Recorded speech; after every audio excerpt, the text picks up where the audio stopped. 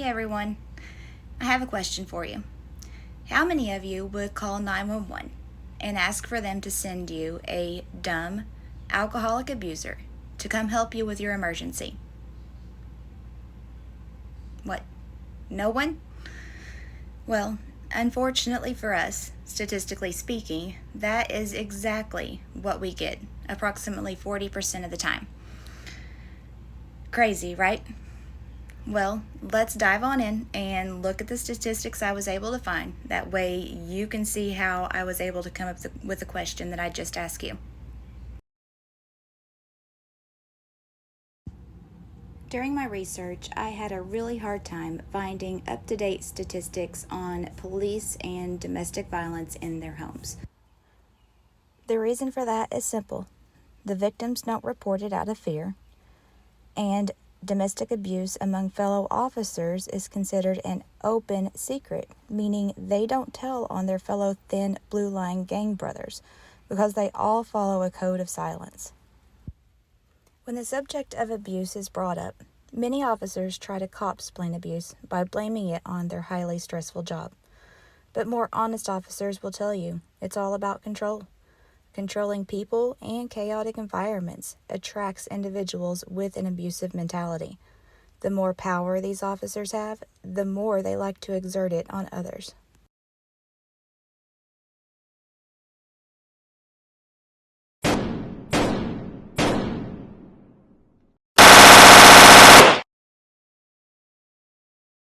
Night in February 2019, Suzanne says Megan took her husband's gun to protect herself. When she heard him coming towards her, she went towards the door with the gun to keep him away. And she said, the next thing I know, I'm on the floor and I'm shot. Megan's arm was shattered. The police who responded were McIntosh's colleagues on the local force. So Alabama's state law enforcement agency took over, seizing the gun as evidence. We went and got the restraining order. She got the restraining order. But after Megan moved into her own apartment later in 2019, the Alabama law enforcement agency returned Jason McIntosh's gun to him. 16 days later, he shot and killed Megan. Our worst fears came true, you know. A spokesperson for the Alabama law enforcement agency told NBC News they had no legal justification to keep the weapon, stating the restraining order Megan had did not restrict Mr. McIntosh's access to firearms. But Alabama law specifically says no person who is subject to a valid protection order for domestic abuse shall own a firearm or have one in his or her possession or under his or her control. Breaking news out of Jackson County. The Alabama law enforcement agency says it's investigating after a Scottsboro police officer allegedly shot his estranged wife and later turned the gun on himself. Officials say Stephen Miller, pictured on your screen right now, allegedly shot his wife at a home on Berry Road in Scottsboro. Investigators say Miller was found dead at the residence from a self-inflicted gunshot wound. Miller was on leave at the time of the incident. The Alabama law enforcement agency says they began their investigation at the request of Scottsboro Police Chief Ron Latimer and will turn the findings over to the Jackson County District Attorney's Office once the investigation is complete. At this time, officials have not released any information on the condition of Miller's wife. News 19 will continue to push for answers on this story and bring you the very latest on air and online. On Shipman, it was an unimaginable crime that left 4 young children without parents. Their aunt pursued the only justice possible for them in the courts, and today, 4 years later, that legal battle finally came to an end. The Utica police officer Joseph Longo stabbed his wife, then himself, to death in the Deerfield home they'd shared back in 2009. Well, this week, the city and Kristen Palumbo Longo's family reached a $2 million settlement in the family's civil suit 3 weeks before this case was set to go to trial. It is your top story. Jolene Ferris is in the newsroom with the details from court. It seemed almost anticlimactic for this gut-wrenching 4-year-old case to come to its end in a proceeding that took only a few moments in federal court in downtown Utica today. The older Longo children joined their aunt and uncle in federal court today as the $2 million settlement in this case was placed on the record, the final official step.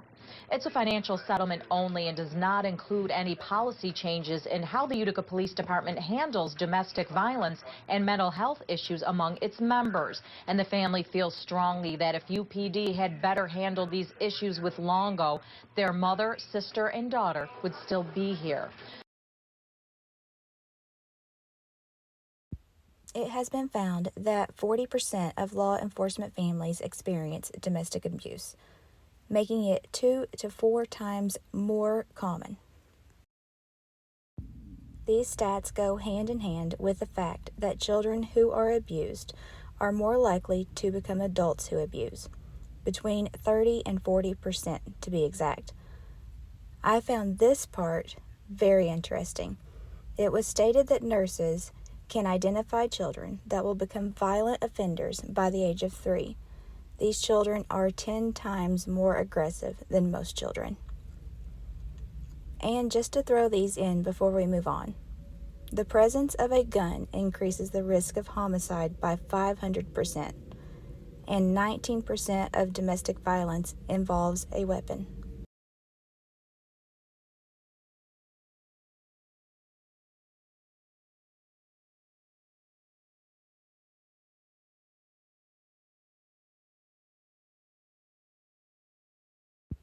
Considering all of this, it is no surprise at all that 75% of law enforcement marriages end in divorce.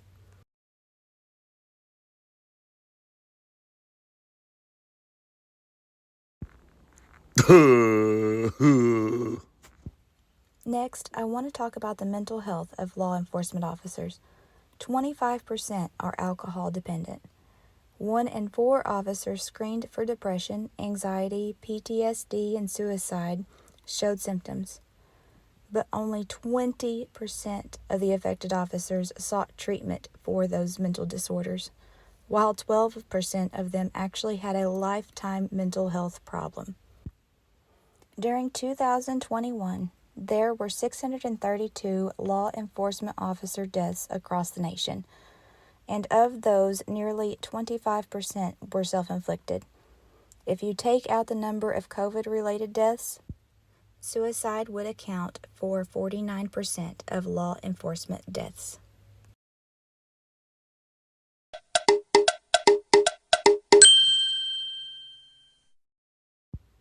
While doing my research, I ran across an article about Robert Jordan. He was deemed too smart for the police force because he scored too high on his intelligence test and lost his appeal against New York in 2000.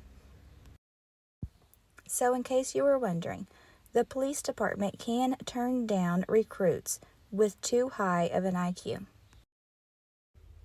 All of these statistics made me wonder, what would our statistics look like if we did hire more educated law enforcement officers? Officers would be 40% less likely to use force and 30% less likely to fire their weapons in the line of duty. They would also be 40% less likely to lose their job due to misconduct. Everything that we have discussed today kind of makes me think that our government is hiring individuals to meet a certain standard that is stated in qualified immunity.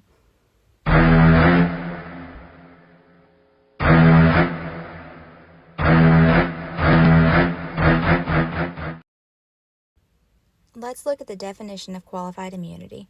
Immunity from lawsuits that is granted to public officials, such as police officers, for acts that violate someone's civil rights if it can be shown that the acts do not violate clearly established statutory or constitutional rights of which a reasonable person would be aware. You and I both can come to a reasonable conclusion that a mentally ill alcoholic abuser who is only of average intelligence would probably not meet this standard. Could it be that our law enforcement officers are handpicked by our government to act as the militia to force us to comply, and that is why they refuse to hire more highly educated officers? They don't want them to know that they are violating our rights and doing things wrong. I wanna be a slave, I wanna be a master. I wanna make your heartbeat run like roller coasters. I wanna be a good boy, I wanna be a gangster. Cause you could be the beauty and I could be the monster.